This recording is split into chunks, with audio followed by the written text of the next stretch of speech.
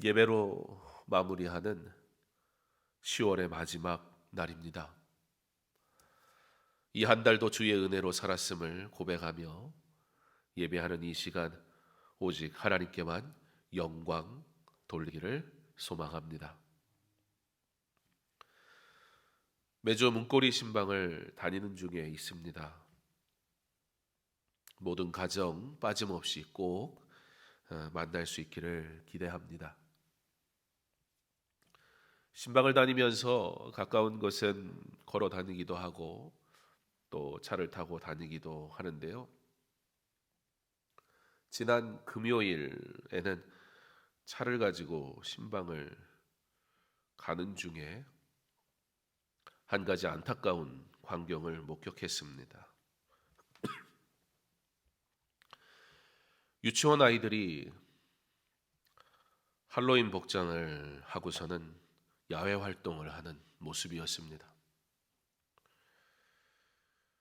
그 광경을 보기 불과 얼마 전에 총신대학교에 갈 일이 있어서 갔다가 총신대학교 내에 있는 유치원 아이들이 총신대학교 안에는 조그마한 정원 같은 게 있는데 에덴 동산이라고 불러요.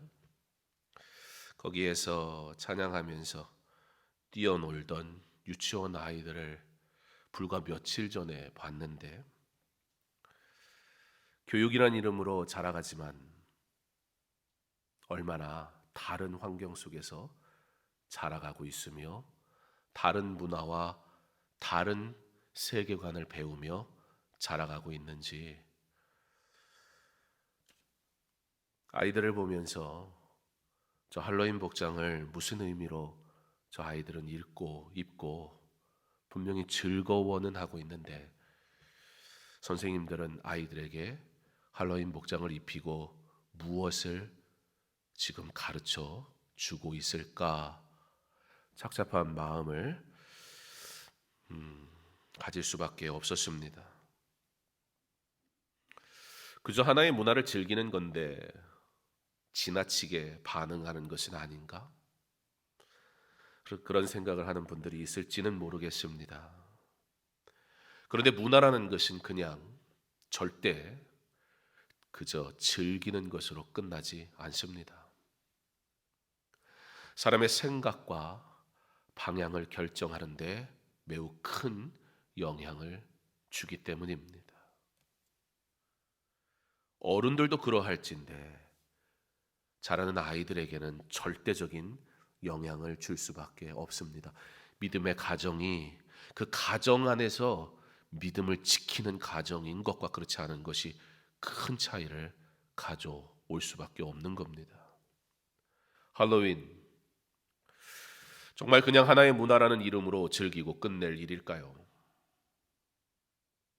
이미 전 세계적으로 할로윈이 큰 문화의 요소로 자리 잡았으니 어쩔 수 없는 것이라고 말해야 할까요? 한국도 마찬가지지요. 요즘 신촌이나 이태원 같은 번화가 좀비, 귀신 그런 컨셉의 각종 코스튬을 입은 젊은이들의 파티가 벌어지곤 합니다. 그저 그러한 문화 속의 일부가 하는 행사일겠지라고 생각하고 있던 순간 이미 우리 아이들의 교육 현장에는 도무지 어떠한 목적과 이유로 하는지도 알 수 없는 기괴한 문화들이 교육이라는 이름으로 즐겨지고 있습니다. 어린이집, 유치원, 학교, 심지어 작은 마을 단위에서도 할로윈 복장을 하고 있는 모습을 이제는 우리나라에서도 쉽게 마주하게 됩니다. 도대체 할로윈이 뭔가? 개념부터 좀 이해할 필요가 있습니다. 할로윈 데이는 원래 켈트 문화에서 유래된 것입니다. 할로윈, 홀리, 거룩한이라는 뜻과 이브, 전야라는 말이 합쳐서 생긴 말입니다. 이브라는 말이나 홀리라는 말이나 우리에게도 굉장히 익숙한 단어이긴 한데요. 이게 그렇다면 문제가 없는 것 아닌가? 켈트력에 따르면 11월 1일이 신년회 시작입니다. 그러니까 10월 31일이 한 해의 마지막 날이 되는 겁니다. 그래서 그들은 이때 가을 수확을 감사하면서 풍요로운 새해를 우리에게 달라, 모든 악령을 몰아내는 의식으로 할로윈이라는 행사를 치릅니다. 그런데 이런 켈트족의 풍습이 아일랜드인들이 아메리카로 이주해서 상업화의 과정을 거치게 되다 보니까 대중적인 문화가 되어져 버렸습니다. 미국의 경우에 할로윈 시장의 규모가 벌써 오래전 얘기인데 2015년 기준으로 해도 무려 8조 원에 해당할 정도로 큽니다. 무슨 얘기입니까? 절대 포기할 수 없는 일이지요. 큰 돈벌이가 된다는 얘기입니다. 이제는 한국에서도 할로윈 데이가 하나의 소비 문화로 자리 잡아버렸습니다. 놀이동산, 백화점, 심지어 마트에 가도 할로윈 축제와 관련된 아이템들이 쏟아집니다.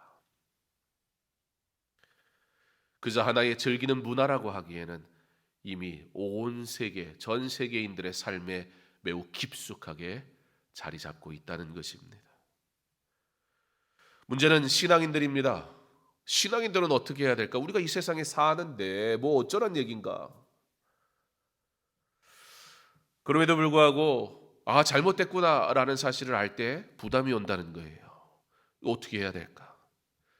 여러분, 가장 손쉬운 방법은 무엇이겠습니까? 할로윈데이, 그런 데서 기획한 행사들 참여하지 않으면 되고 상품들 소비하지 않으면 되겠지요. 그러나 이미 그런 문화 속에 자라가는 우리 아이들, 남들이 다 즐기고 있는 그 문화를 하지 말라고 한다고 갑자기 우리 아이들이 예 그러겠습니다 라고 순종할 수 있을까요? 특별히 아이들은 공동체에서 자기만 분리된다는 것에 대한 두려움이 큽니다. 중학생 때가 되면 또래 집단이 매우 중요하기 때문에 부모가 친구랑 어울리지 말라는 말이 세상에 가장 듣기 싫은 얘기입니다. 그 친구로부터 분리된다고 했을 때 자기가 모든 것을 잃어버린 것 같거든요. 그런 친구들이, 그런 세상이 심지어 학교에서, 교육에서 할로윈을 얘기하고 즐기고 있을 때 나만 너는 예수 믿으니까 하지 마라고 말했을 때 우리 아이들이 과연 그런 것들을 분별할 수 있는 믿음이 가정 안에서 바르게 자라고 있었지 않았다면 무슨 말로 드리겠습니까? 기독교는 진부하고 불편한 종교라는 잘못된 인식을 가지게 될 뿐입니다. 차단하는 것, 방법이긴 하지만 그것으로 인해 많은 다른 어려움을 겪게 된다는 겁니다. 무엇보다 아이들로 하여금 자신의 신앙을 가지고 분별하는 힘을 길러줘야 되는데 그저 차단해버리면 세상과 벽을 쌓라는 이야기처럼 들려버리니 정말 세상과 벽을 쌓아버리든 아니면 교회와 벽을 쌓아버리든 두 가지 중에 하나 선택하게 될 것입니다. 그래서 무조건적인 반대보다는 문제를 바르게 가르치고 기독교적인 대안을 찾는 것이 더 중요합니다. 그게 바로 교회의 역할이요, 그게 바로 가정의 역할입니다. 그리스도가 삶에서, 매일의 삶에서 고백되어지고 예배드려지고 믿음으로 살아가는 그 삶의 이야기가 지속되지 않는다면 어느 날 갑자기 다가온 문화 앞에 반대하는 우리는 그저 고리타분한 사람들로 여겨지게 될 것입니다. 오늘은 10월 31일입니다. 1517년 독일의 마틴 루터가 종교개혁의 신호탄을 쏘아 올린 날입니다.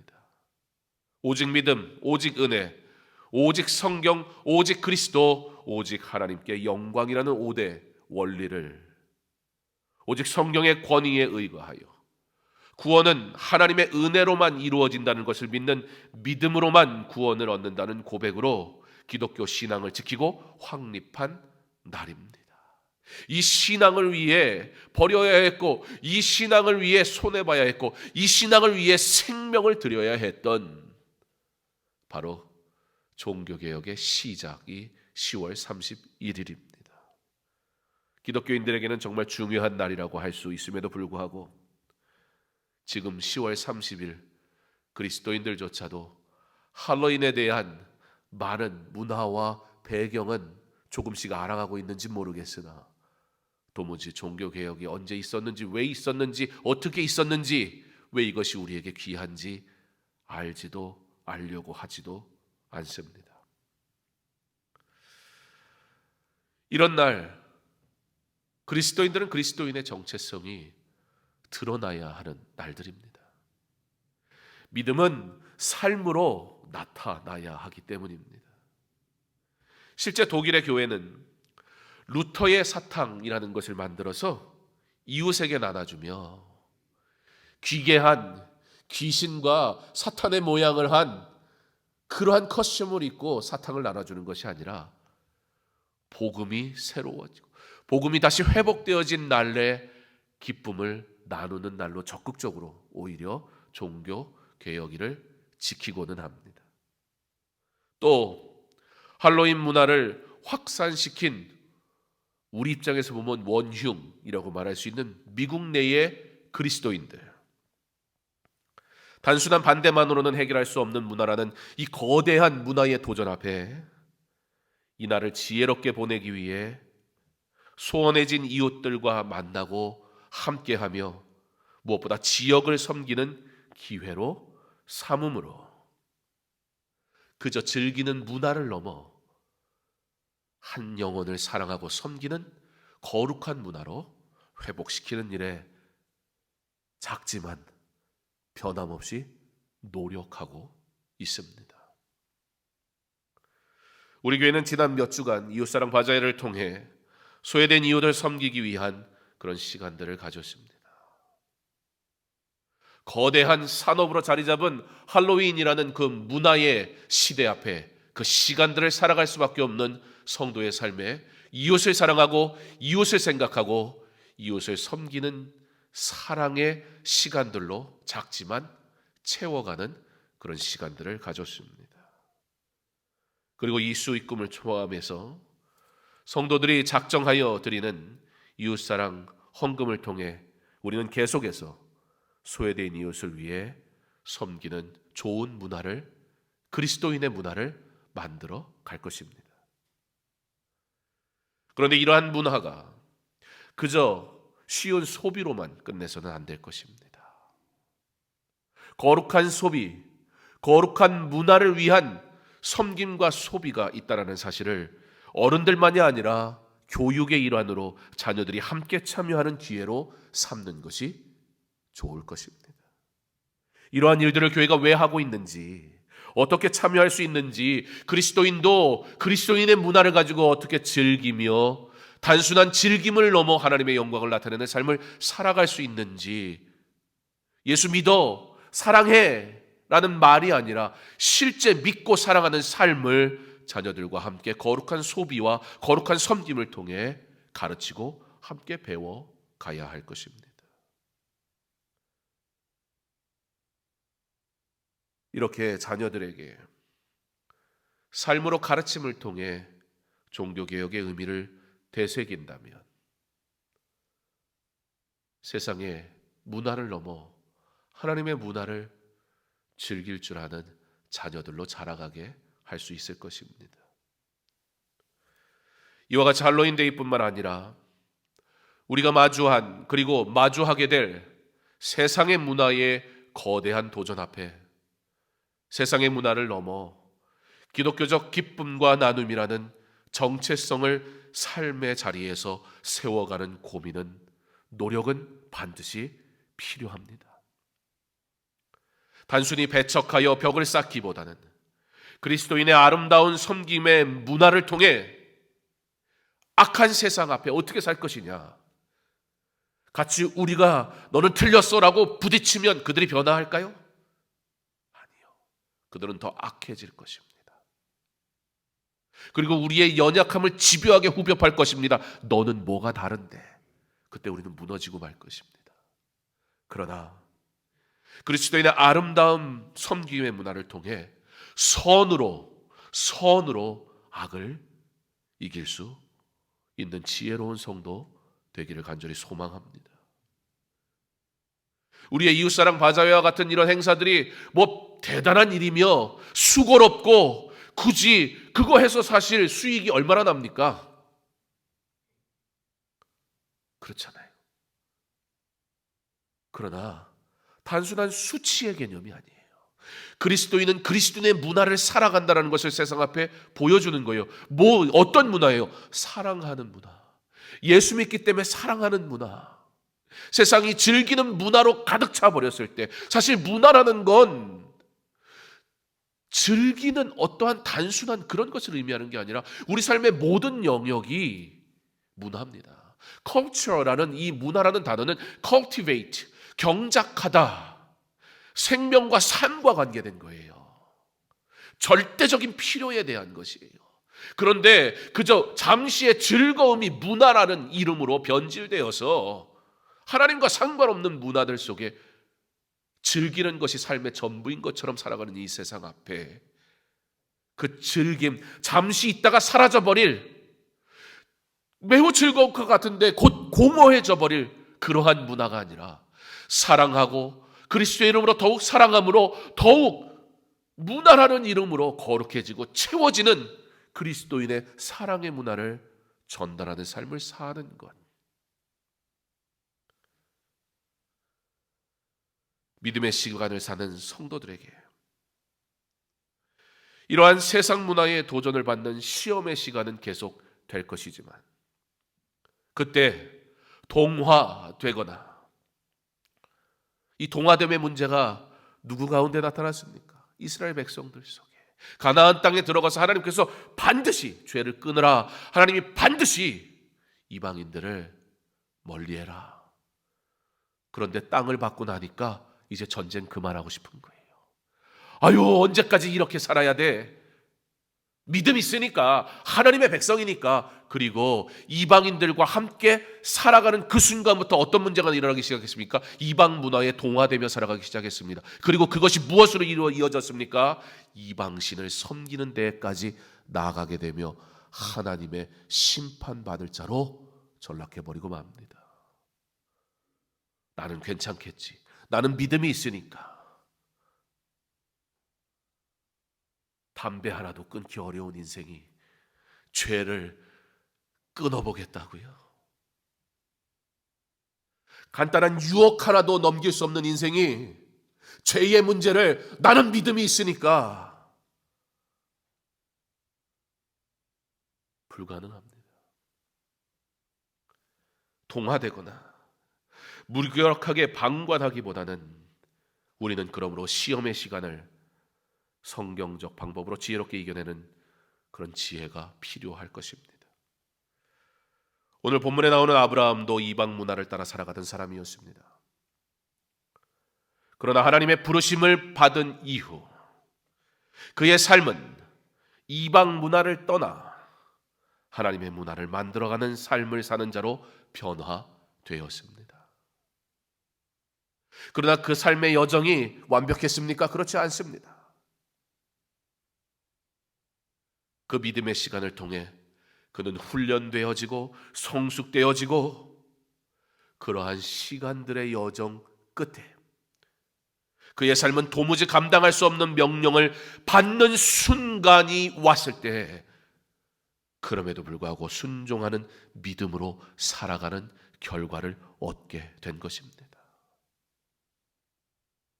우리가 아브라함의 믿음을 닮아야 하겠으나 그러나 그 아브라함의 믿음은 그의 능력이 아니었고 그 믿음을 얻기까지 하나님의 단련하심과 하나님의 함께하심과 하나님이 그럼에도 불구하고 사랑하시고 용납하시고 인도하신 은혜를 따라 얻어진 결과였지. 그가 갑자기 아무런 수고도 없이 아무런 고민도 없이 한 번의 눈물도 없이 괴로움도 없이 그러한 믿음이 얻어진 것은 결코 아니었습니다. 아브라함에 대한 기록은 많습니다. 참 멋있는 이야기들도 많고, 그리고 때로는 실수도 합니다. 그러나 여전히 하나님의 은혜를 소망함으로 인해 믿음으로 승리하는 다양한 이야기들이 아브라함에 대한 이야기로 채워져 있습니다. 그런데 이 가운데 하나의 이야기를 선택해야 한다면 저는 이삭을 바치라는 하나님의 말씀에 순종한 아브라함의 이야기를 하고 싶습니다. 이 사건의 기록은 창세기 22장에 나옵니다. 이렇게 시작합니다. 그 일 후에 아브라함을 시험하시려고. 22장의 말씀, 22장 전체의 말씀을 한 단어로 정의하라면 1절 말씀에 이미 우리에게 말씀하신 바 무엇이라고요? 시험. 즉 믿음에는 temptation, 유혹이라는 의미로서의 시험이 아니라 말 그대로 테스트, 시험 시간이 있다는 것입니다. 무슨 차이가 있을까요? 시험이란 나의 의지나 나의 잘못과 상관없이 갑자기 내게 찾아오는 것입니다. 반대로 유혹이란 대부분 내 개인의 욕심 때문에 출발하고 시작합니다. 즉 하나님은 시험하시지만 유혹하지는 않으신다는 겁니다. 이걸 구별해야 됩니다. 나의 죄와 욕망으로 인한 문제를 하나님의 시험이라고 말하지 않아야 할 것입니다.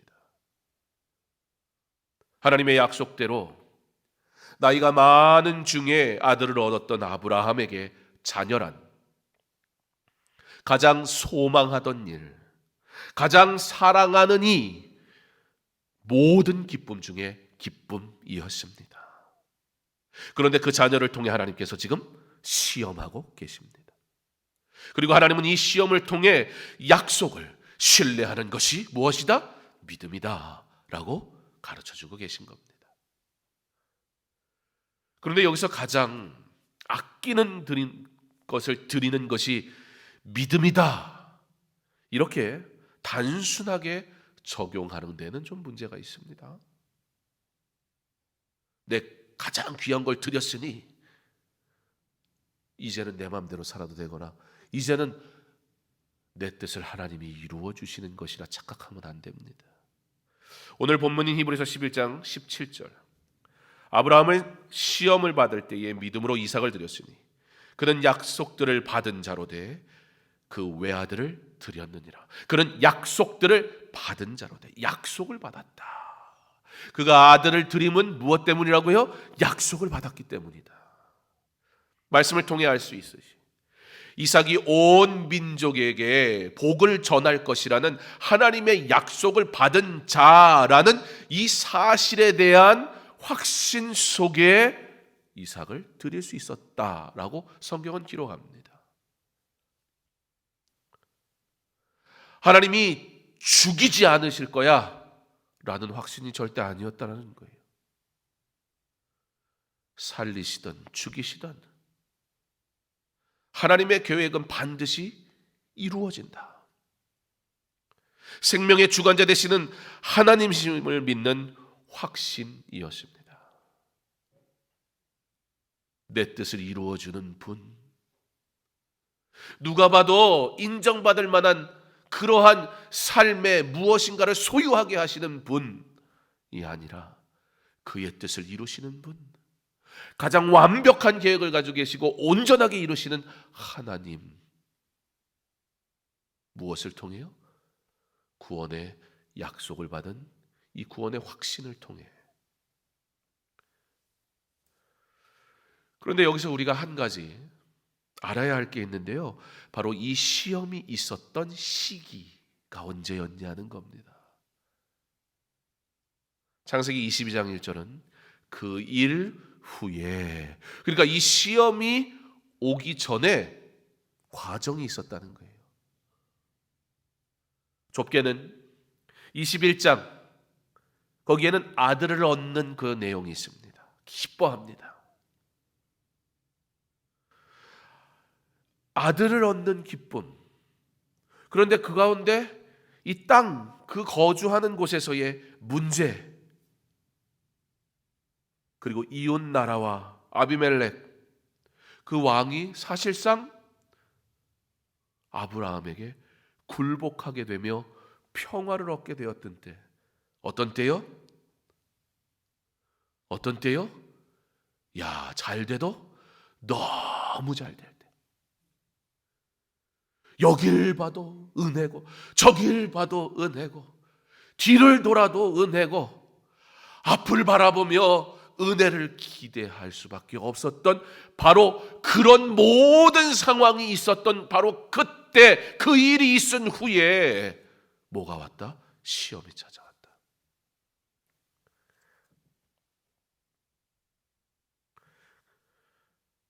무엇보다 처음 아브라함을 부르시고 지금까지 인도하신 하나님의 모든 은혜가 있은 후에 잘한 것도 있고 실수한 것도 있고 넘어지기도 하고 그때마다 회복시키시는 하나님을 경험하게 하신 후에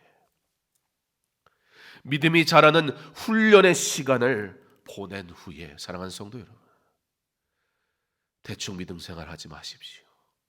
이 믿음의 시간을 은혜 가운데 잘 걸어가시기 바랍니다.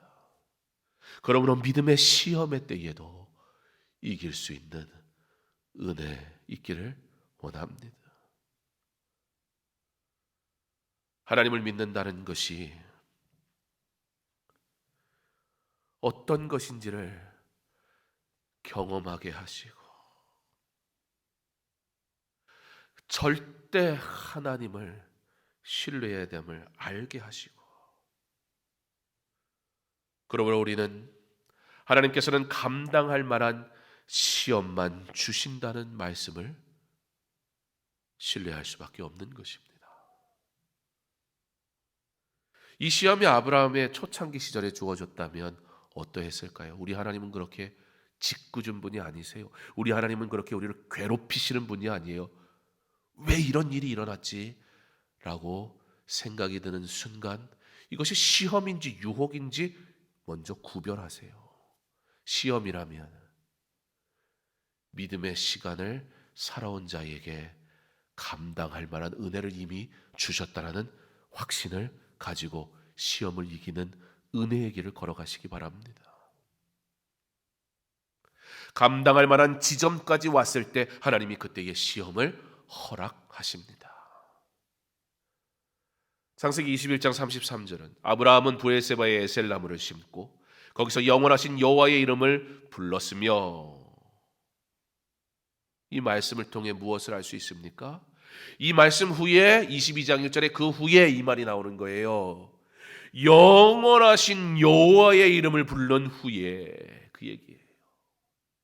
하나님은 살아계시고 하나님은 늘 함께 하시고 하나님은 모든 상황에서 나와 함께 하셨고 내가 하나님이 아니 계신 것 같고 하나님께서 나를 도우시지 않는 것 같은 그 순간에도 여전히 함께 하셨던 나의 하나님, 영원하신 하나님이라는 믿음의 고백이 있은 후에 하나님이 아브라함에게 시험을 주셨다는 거예요.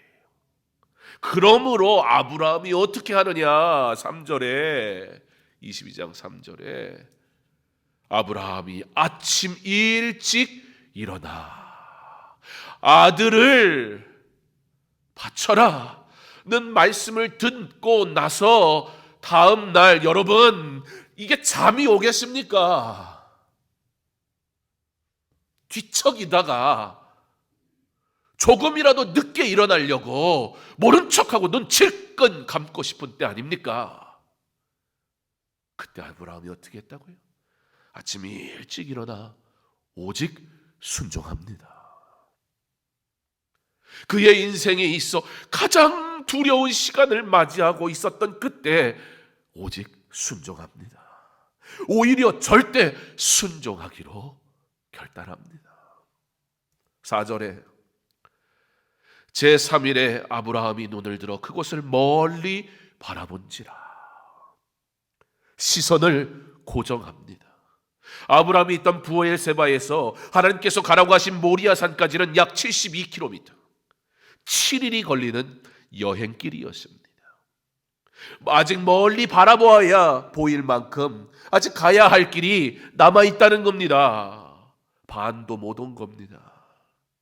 내 의지대로라면 꼭 이렇게까지 해야 할까 하며 돌아가는 것이 좋겠다는 생각이 수도 없이 들 수밖에 없는 그 시간들이었다는 겁니다. 그러나 돌아보지 않고 멀리 하나님 가라고 하신 그 모리아 산을 바라보는 거예요. 가라고 하신 그것을 바라보는 거예요. 시선을 고정시키고 순종하러 나아갑니다. 9절에 하나님이 그에게 일러주신 곳에 이른지라 이에 아브라함이 그곳에 제단을 쌓고 나무를 벌려놓고 그의 아들 이삭을 결박하여 제단 나무 위에 놓고 못한 거예요. 절대 헌신합니다. 칼을 뽑는 아브라함의 심정은 이삭을 찔러야 되는데 그러기 전에 이미 수백 번 수천 번 자신의 가슴을 찌르지 않았겠어요? 그러지 않고서는 가능하지가 않아요. 이와 같이 자기를 부인하고 자기 십자가를 지고 가지 않으면 제자가 될 수 없는 겁니다. 그때에 하나님께서 아브라함아 하나님이 급하신 거예요. 하나님의 일을 해야지. 그래야 하나님의 뜻이 내 삶 가운데 이루어지지. 나의 일을 하면서 내 일을 이루어 주시면 주를 위해 살겠다고 하니 어찌합니까? 아브라함아 하나님이 급하셔서 부르세요. 멈추라는 거예요. 이제 됐다는 거예요. 하나님의 영광을 위해 쓰임받을 준비가 되었다는 거예요. 우리의 삶에도 하나님이 주시는 이런 시험 시간이 있습니다. 그 시험은 모두에게 각자마다 다 다를 것입니다. 그러나 이 시간들을 통해 우리로 하나님께 더욱 가까이 나아가게 하실 것을 믿으시기 바랍니다. 그러므로 소망하십시오.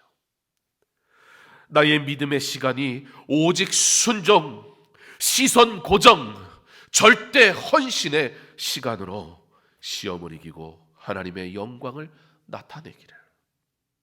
그러므로 하나님과 나와의 바른 관계가 이루어져 세상에 사나 세상에 속하지 않은 세상의 어떤 문화의 도전 앞에서도 어떤 상황과 순간 속에서도 영원토록 하나님과 동행하는 은혜의 삶을 살아가시기를 10월 31일 종교개혁 주일을 맞이해서 종교개혁을 위해